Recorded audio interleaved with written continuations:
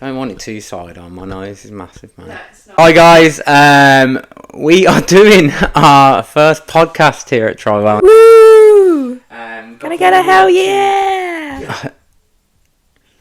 We've got plenty more. Got plenty more to come in this week. We do. It's Mental Health Awareness Week. Yay! This is the first day. Yay! So we've got many other people coming onto podcast this week, talking about their stories. Every day will be a new focus. So today's focus is anxiety and childhood trauma.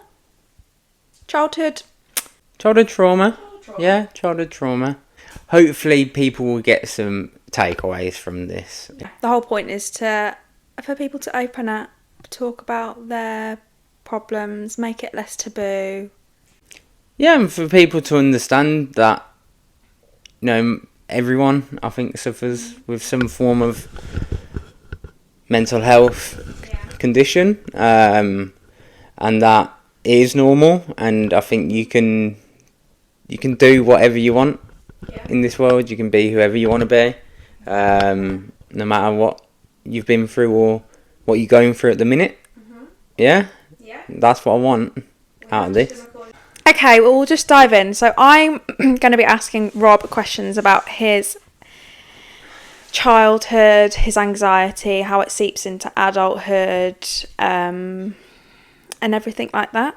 Yeah. So I suppose we'll dive straight in. Right. First question is, when did you first struggle with your mental health? So I had to think about this the first time.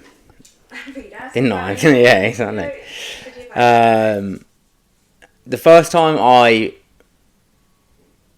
recognised feelings of anxiety was when I was 15, but I didn't recognise that it was anxiety. I don't think anxiety was as big of a thing that it is now, a condition that it is now. I didn't know what anxiety was at 15. I'd never heard of it. I'd never heard of it until I went to the doctors when I was about 18 and said, I'm getting these symptoms, I'm feeling this way constantly. And they said, I think you've got anxiety. And didn't get prescribed anything. They just said, I think you've got anxiety. But yeah, it was really 15 that I first noticed when I was playing football. When I look back, I used to get feeling really sick before I'd play. I'd go and be fine in training. I'd be absolutely fine in training, enjoy training, love training. But yeah, when I'd go to play a match, I'd just have real fear of performing well. Would that be for yourself to perform well, or for other people, or? For myself, I just thought I was going to mess up. Yeah. Even though it was just a Sunday league football match, I was really worried that, I wouldn't be good enough. That I'd have a bad game, and people would judge me for having a bad game. Yeah. And I think that's where my first, if I think about it now, that's really where I first remember having feelings of anxiety. Yeah. And then that just, I'd say, got worse as I got a bit older. Do you think it got worse when you noticed it and when you got told you had anxiety, sort of putting a label on it? Did it make it worse for you, or did it? Yeah, definitely, actually. Yeah, no, it definitely did. And I think a lot of people can probably relate with that. Yeah. When I got told when I was 18, I kind of just used it as I don't like to say that because that can come across really wrong, but I felt like I used it as a reason to not get into certain situations. Yeah, I think that's a really big thing for people. Or why I didn't, or why I didn't give 100% to certain situations. For instance, school, college. I didn't go to university at 18. because I didn't feel like I was smart enough. I didn't get the grades at the start anyway, but which I had to redo later on. But yeah, I mean, at school, for instance, I didn't think I was smart, and that was my own limiting belief about myself. Yeah. You know, I think anyone can be as good as they want to be with a bit of hard work and learning. Yeah. But I didn't want to do it at school. We'll go to, I went to Arden last week, and I said to the kids, you'll have your mates who are saying they're doing one thing, But it could do it completely different. and they could be revising 2 hours a day. Yeah. You don't know. Like, I remember. Well, you know what I mean? I remember results day when I got an E in maths, and my mate who I mucked around with in maths all the time ended up getting a B. And I'd be like, but you said you weren't doing anything, like, I thought we were doing this together, like, yeah, I thought, like, this was a thing, and then I remember thinking, I'm never going to let that happen again. Yeah. You know what I mean? I'm never going to let the words of someone else dictate what I do. Yeah. So, again, let's delve into the childhood. Yes. You had a difficult childhood. Yeah, Absolutely, let's do it again. So you had a difficult childhood. Yeah. Do you want to go into that, where that started, what your earliest memory of it is? Yeah, and like, I was saying this before, that I don't really remember much of my childhood. I think I've blocked a lot of it out. The things that I do remember aren't the nicest of things. So my dad said to me the other day, actually, he said, I feel sorry for you because as a kid you hadn't ever seen normality. Yeah. From when you were born. It was all downhill. Yeah.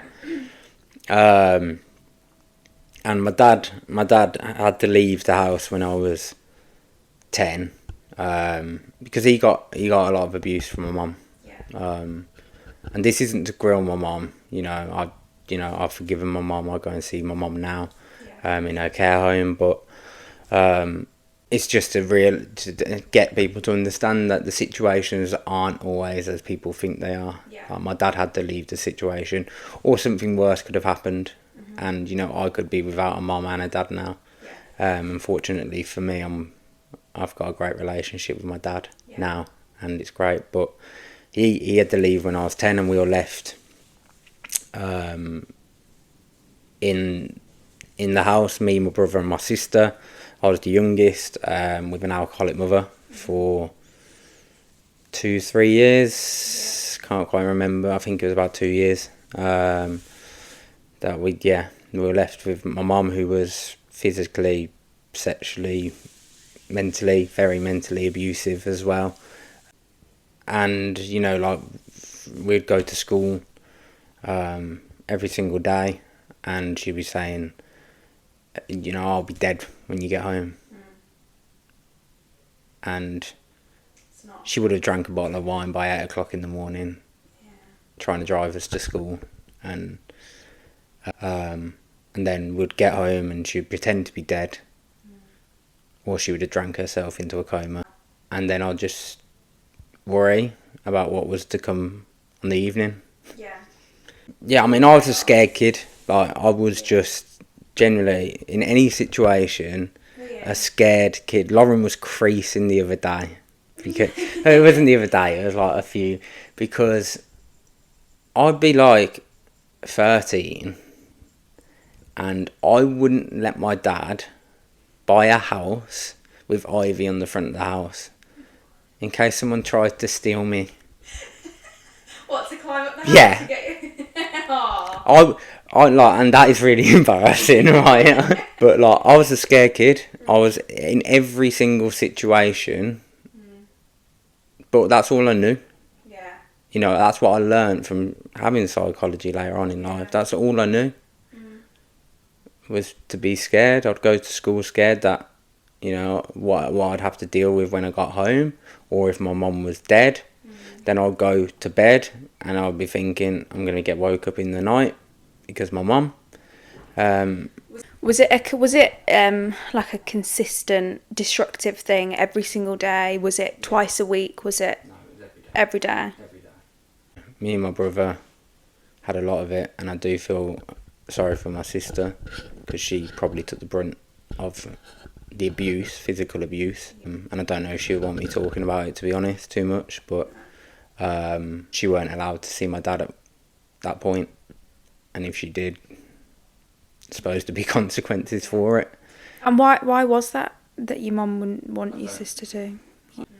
I really don't know. I think it was the only girl, and she was older. She didn't know less control. Yeah, my mum wanted the control over my sister because she was older, but she had her own thoughts on the whole situation as well. You know, I look back and I think, bloody hell, how didn't you see it or cope with it or stop it at that age? But I was only 11, like, but yeah. So did any of these anxious feelings then develop into adulthood? Yeah, I mean, definitely carried through. It carried through into mainly relationships. Why do you think it is just relationships? I think you can find it in someone, aren't you? You're putting your trust. It's the thing of relying on. Yeah, it's the thing of trust. Yeah, you were solely trusting in that person. Yeah. A relationship is also the only relationship that you have that person. It's almost like rules in that relationship. You can't cheat, obviously. You can't do X, Y, Z. So there's not that in a friendship. No. A friendship's lenient. It's you relax in a friendship because unless you've done someone really dirty, there's not much that can go wrong in a friendship. Whereas in a relationship, it can crash and burn. To a degree, but going on a little bit of a tangent, I think you should treat a relationship very much as if you would treat a friendship. I wholeheartedly agree, but I think that's the reasons why we don't treat them the same. Yeah. I think your partner should be one of your best friends, of course, but you've got that, you sort of got higher expectations for a partner than you do a friendship. Oh yeah, definitely, because you're relying on them. And I think it was with me, you know, my issue of trust was because of my mum. You trust in your parents. Yeah. Your parents are meant to be the ones that look over you and care for you and would do anything for you. And when a trust's been broken by your own mum, I think you find it very hard to go and trust other people later in life as well. Yeah, your first relationship that you should have, the strongest relationship that you should have, just wasn't there. Yeah, and I think it was just a big fear of abandonment for me going into any relationship. That would I be good enough? Yeah. You know, I didn't feel good enough for any partner, and you know, my anxieties would manifest in many different ways. I wish I knew what I knew now. But at the same time I don't, because I wouldn't have the life and I wouldn't have Lauren, and I wouldn't change a thing about my life now. So when did you decide that things needed to change and you needed to switch your life around? You couldn't be anxious, you couldn't carry this trauma around with you? The moment it changed was when I met Lauren. Lauren has been... my fiancée. Lauren's my fiancée. She's... lovely. Great. Yeah. Strong. She's the most amazing girl.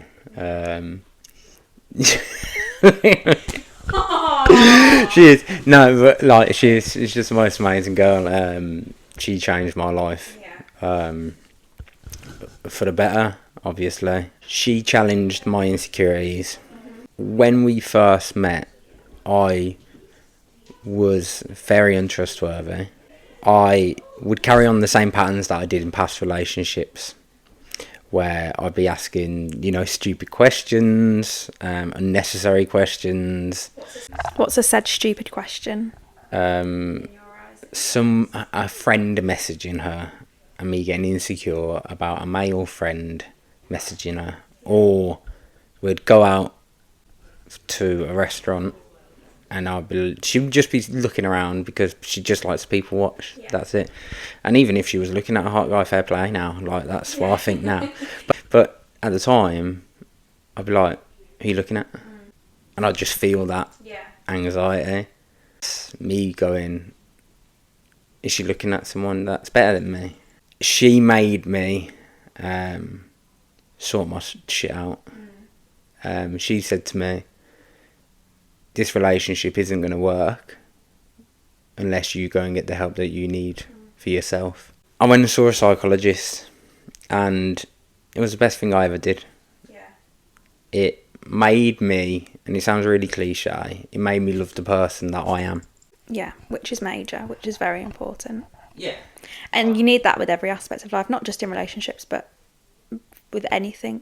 Yeah, I mean, in any situation, you need to be confident. So I said this when, like, in our last one that you didn't record.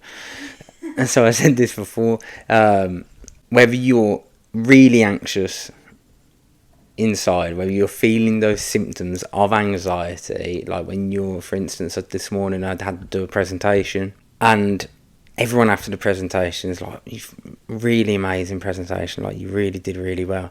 Before it, I was crapping myself. I was really anxious. I could feel the anxiety. And I was telling Rob before the episode before that I didn't record, I was telling Rob that Rob's very good at not putting it out in existence when he is anxious. He'll do it, and then afterwards he'll say, God, that went really well. I was so anxious before it happened. But he'll never ever put it out into existence before it happens that he is anxious. He'll never speak it. No. Well done, Rob. Well, I can't relate to that. But you can't frame your mindset like that. Yeah. Do you know, like you were saying before, you struggle with that, don't you? Yeah.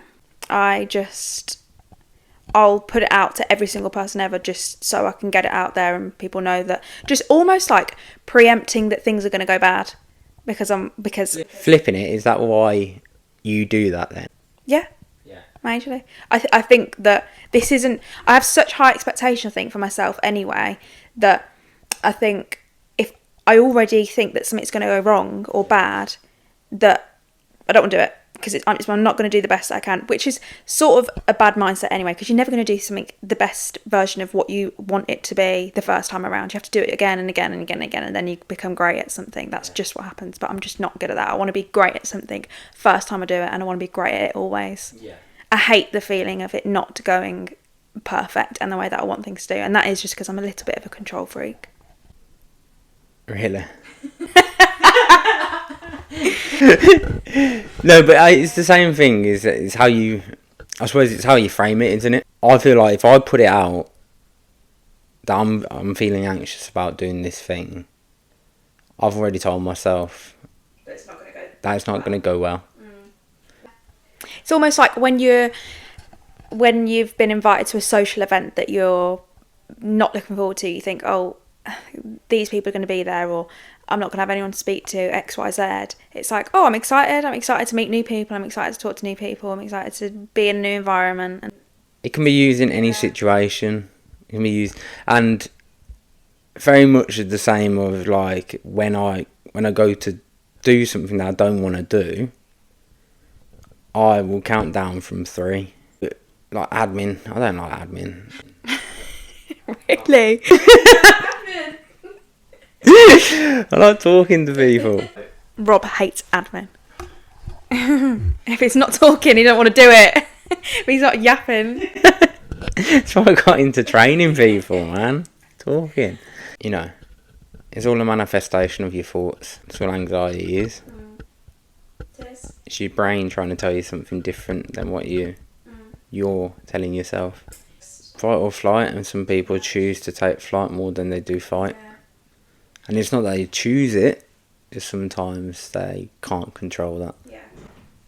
So if it spikes for you now, feelings of anxiety, because it will always come back in some way, shape or form, how would you cope with it now? What do you do? Training is a massive one. You know, I need to train 5 times a week.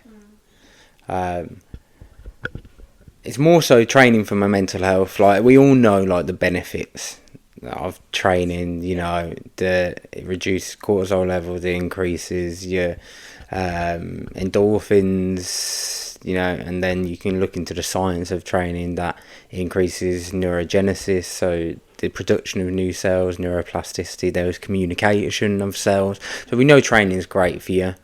By the way, Rob's a personal trainer, if you didn't know. Yeah. Thank you. Cheers. Yeah.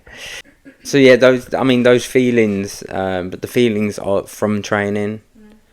For me, are just so powerful. And then meditation. I'll try and meditate as much as I can. Probably don't do it as much as I should. Same again, it's scheduling the time. But I don't think I could do. I cannot get into meditation. I'd love to, but my mind feels so busy all the time. And I think people are looking for like a euphorical moment where they see God. I'm just looking for like complete silence. Just like, no, I don't want to be thinking. So let's think about that like training, like training a muscle. You have to work and work and work and work on a muscle for it to eventually grow and get stronger. Yeah. It's practice. Yeah. In every situation. Like, I'm crap at admin. I need to practice it. I need to do it more. Okay. This might be the last question. Can you just triple check that my camera's still recording? Yeah, it is. Thank goodness for that. So, yeah, it is. Yeah, this might be the last question.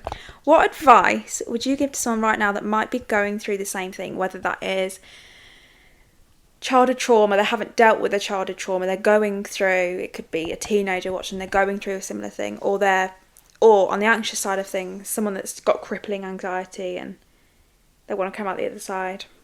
The best advice that I'd give is to really try and love yourself more than anyone else. Yeah. And how does someone do that? So, I've actually been known to Google how to love yourself. You've been known for it? So you do it quite a lot? No, I've done it once. Okay. Because how? People say, oh, you need to love yourself. How? A therapist said to me, like, so, you know, because of my childhood, I had a lot of things like performance anxiety and stuff like that when I went through my adult life. And I was really worried that I'd be abandoned, as I said earlier. And my therapist at the time said to me, if they don't love you for the person you are, they're not worth having you. And that really stuck with me. Like, really stuck with me. Because that's part of me. Yeah, exactly. Just accept it. So, I was speaking to George the other day. Who's George, sorry? George is my boyfriend. Oh, okay. Lovely, lovely boyfriend. Gorgeous George. I know he's going to see this, but mate, you're a good looking chap, you are, George. And he said that he was reading something or saw a video and it was saying that you see all the worst parts about yourself. Other people don't see that. You have your own worst thoughts that you can have. You do things that you think, I shouldn't have done that, but not everyone knows about that. No. Only you know about all the worst things that you've thought and you've done. Yeah. But other people aren't seeing that. Only you are. So it's like, how do you as a female that is like actively like on socials and stuff like that, for instance, because I'm not. Yeah. Like, how do you deal with that? Not very well. No. I definitely a lot better than I was at it, just because I know now a lot of it is completely and utterly fake. But I think I'm at a weird generation where I didn't have social media when I was younger. God forbid these poor children that have it when they're 8, 9, 10. But I did grow up with it. Yeah. And it was when you're going through all these different stages, when you're 15, 16, you're an ugly little duckling sometimes, and you. Did you think you were? Oh, mate. Chubby little thing. Oh, mate. But yeah, so it's tricky because when you're growing up and you sort of got Kylie Jenner to your left, Hailey Bieber to your right. This needs to be smaller, this needs to be bigger, this needs to... So it's difficult, and it still is difficult, and I don't think I'll ever be 100% like comfortable, and I wouldn't want to change anything about myself. I probably won't put this in actually, but when I first met George, I said to him that I would change every single thing, probably every part of me if I could. I could find a flaw in everything. He's done wonders, and he's made me sort of like everything more. But I don't think that will ever fully go, and I'll never be fully comfortable or confident. But it has got a lot better than it was. Yeah. I think it's just you look the way you do for a reason. There's always going to be people that you think are prettier. It's such a lovely quote. So the sky can be beautiful, but also the beach can be beautiful, but they're so completely different. Yeah. Which is so lovely, I thought, when I saw that. I was like, oh, that's so cute. No, it is true. And I do think it's amazing what one person can also do for you. Because sometimes and this is the problem with relationships as well sometimes, you think you want one thing, and in fact you want the completely opposite. Yeah. Like, me and Lauren will openly say at the start, we weren't what each other were looking for. I was really insecure. Lauren was really quite cold.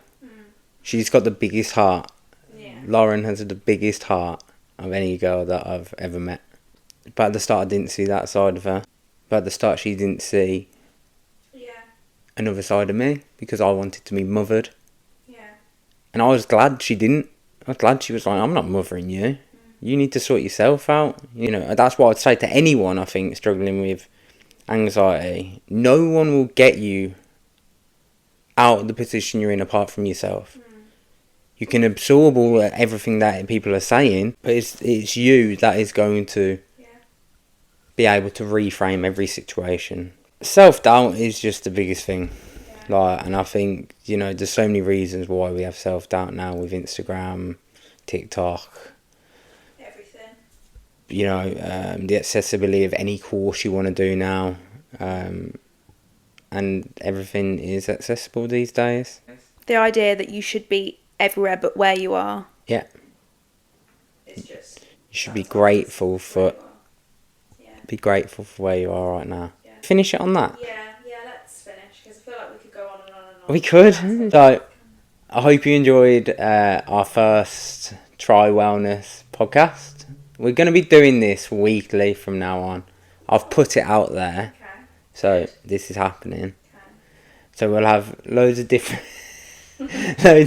guests. So yeah, we should have loads of good content. It's not all going to be about mental health. It is obviously about Mental Health Week. But we just want to help as many people as we can try and live happier and healthier lives. Woo! Boom. Yeah. Bye.